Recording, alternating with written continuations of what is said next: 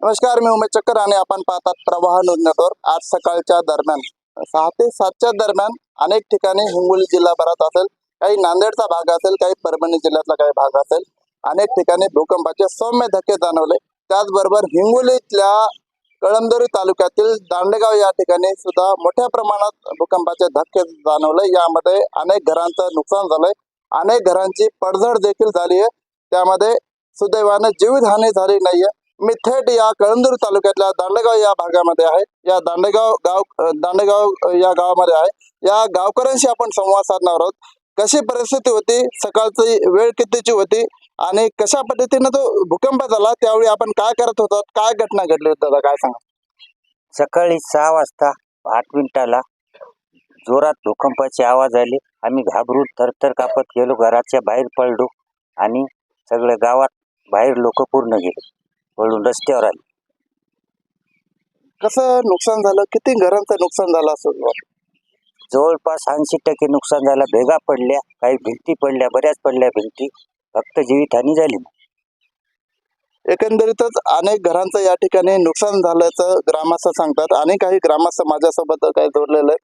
आता येथील माझे जिल्हा परिषद सदस्य सोळंके साहेब माझ्यासोबत आहेत. सोळंके साहेब, कशा पद्धतीनं या ठिकाणचं नुकसान झालंय? आजच तुम्ही अनेक घरांची पाहणी देखील केली. प्रशासन या ठिकाणी आलंय का? काय माहिती, काय सांगाल? प्रशासन आलेले आहेत, तलाठी आणि ग्रामसेवक आलेले आहेत. त्यांनी सर्वेला सुरुवात केलेली आहे.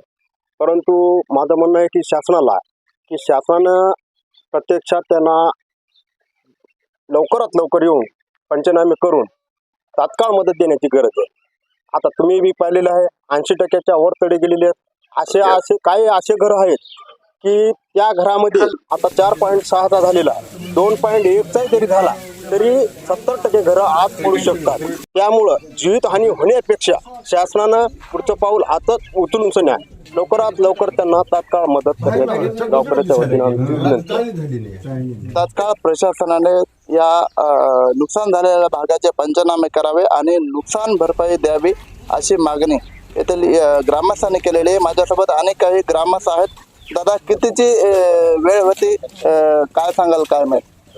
सकाळचा टाइम होता 6:09 कारण जास्तीत जास्त नुकसान झालेलं आहे. दांडेगावातील 5-7 घरे पडलेली आहेत. 80% घराला तडा बसलेला आहे. शासनानं जास्तीत जास्त या दांडेगावचा पंचनामा करून आम्हाला कोणी अर्थानं मदत मिळेल याच्यावर लक्ष लावावं. एकंदरीतच अनेक ठिकाणी या घरांचं नुकसान झालेलं आहे, पडझड झालेली आहे. सुदैवाने जीवितहानी झाली नाही आहे. तत्रेल या ठिकाणी प्रशासनाने पावले उचलावी आणि त्या ठिकाणी नुकसान भरपाई मिळावी अशी मागणी या दांडेगावकर येथील ग्रामस्थांनी केलेली आहे. त्याचबरोबर उबाटाचे म्हणजे उद्धव बाळासाहेब ठाकरे शिवसेना पक्षाचे शिवसेना जिल्हा प्रमुख अजय उर्फ गोपू पाटील हे देखील या ठिकाणी आलेले आहेत. यांनी देखील या ग्रामस्थांशी संवाद साधलेला आहे. त्यानंतर या ठिकाणी ज्या ज्या घरांची पडझड झालेली आहे, ज्या ठिकाणचं नुकसान झालेलं आहे, अशा नुकसान भागाची देखील त्यांनी आताच पाहणी केलेली आहे. माझ्यासोबत शिवसेनेचे जिल्हा प्रमुख अजय उर्फ गोपू पाटील आहेत. तर काय सांगाल, कशा पद्धतीने ते नुकसान झालेलं, सकाळची कितीची वेळ असेल अंदाजे? आपण या ठिकाणी आलात, पाहणी केलीत, काय प्रशासनाला सांगितलंय, तुमचा काय संपर्क झालेला आहे का? हे तुमच्या मनासाठी सांगतो. सन्माननीय महाराष्ट्राचे माजी मुख्यमंत्री उद्धवसाहेब ठाकरे यांना जेव्हा टीव्हीवर ही बातमी कळाली, त्यांनी ताबडतोब आमचे संपर्क करून वरराजे थोरात साहेब यांना कळवलं. त्यांनी लगेच आम्हाला कार्यकर्त्यांना आम्हाला फोन केले की ताबडतोब त्या गावामध्ये जा आणि अशी पाहणी करा. आमचे जिल्हा परिषद सदस्य कैलासरावजी सोळंके यांचा पण आम्हाला कॉल आला. लगेच आम्ही इथं आलो. आज तुम्ही बघितलं असेल, इथं फक्त कोणताही मोठा अधिकारी इथं आलेला नाहीये.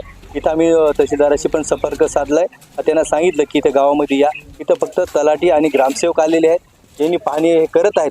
पण यांनी पाहणी करून चालणार नाही. तर मोठे तहसीलदार किंवा याच्यामुळे इथं यायला पाहिजे, पाहणी करायला पाहिजे. आणि या लोकांचं आता इथं कुठं राहायचं, कुठं एवढे तडे या घराला तुम्ही काँक्रीटच्या भिंती बघितल्या असतील, कच्च्या भीती बघितल्या असतील, ते भीती पडल्या काही ते पडल्या, फक्त जीवितहानी झाली नाही. हे खूप मोठं आपल्याला समाधान तिथं थोडंफार आपण मानावं लागेल की मोठी हानी इथे झाली नाही. पण ज्या पद्धतीने शासनानं ताबडतोब इथं येऊन जे पुढची प्रोसिजर करायला पाहिजे ती अनेक सुरुवात झाली नाही. यांनी जे लोक आहेत इथं भीतीला तडे पडले ते लोक त्या घरामध्ये आता राहू शकत नाहीत. कुठंतरी यांचं स्थलांतर करून तिथं त्यांना राहण्याची व्यवस्था आता ताबडतोब करायला पाहिजे.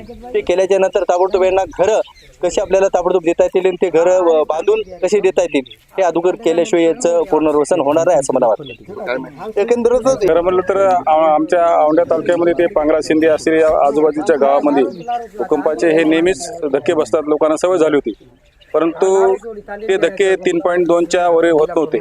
परंतु आजचा हा भूकंपाचा हा धक्का 4.5च्या जवळपास आहे आणि त्यामुळं बऱ्याच सिमेंटच्या घरांना सुद्धा तडे गेलेले आहे. काही कच्चे घर पडले सुद्धा आहे आणि जे घरांना तडे गेलेत त्या घरात आता राहणं नागरिकांना शक्य होणार नाही. ते भीतीमध्ये आहे आणि त्यामुळे आमची प्रशासनाला विनंती आहे की आपण या नुकसान भरपाईची त्वरित त्यांची चौकशी करावी, त्या लोकांना मदत करावी आणि जे लोक भीतीनं इथं राहिलेले आहेत त्यांना या भीतीमध्ये मुक्त करण्यासाठी प्रशासनानं इथं मोहीम राबवावी.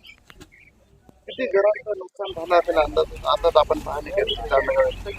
आम्ही सध्या आज गावाचा पूर्ण सर्वे केला. यामध्ये 7 ते 8 घराचं नुकसान झालेलं आहे आणि काही घराला थोडेफार तडे पडलेले आहे, परंतु ते घरं सुद्धा आता नाजूक झालेले आहेत. त्यामुळं भविष्यकाळात त्या घराचं सुद्धा नुकसान होण्याची शक्यता आहे. एकंदरीतच या दांडेगाव भागामध्ये अनेक घरांचं या ठिकाणी नुकसान झालेलं आहे. त्याच पद्धतीनं या नुकसानग्रस्त भागाची पाहणी करून पंचनामे करून तात्काळ नुकसान भरपाई द्यावी आणि यानंतरचा जो विषय आहे तो प्रशासनाने योग्य पद्धतीने हाताळावा आणि ज्या नुकसानग्रस्त भागांना योग्य तो न्याय द्यावा अशी माफक अपेक्षा दांडेगावकर वासियांनी दिलेली आहे. माझ्या सहकारी भगवान उद्यासह बी उमेशकर, प्रवाह न्यूज नेटवर्क, हिंगोली.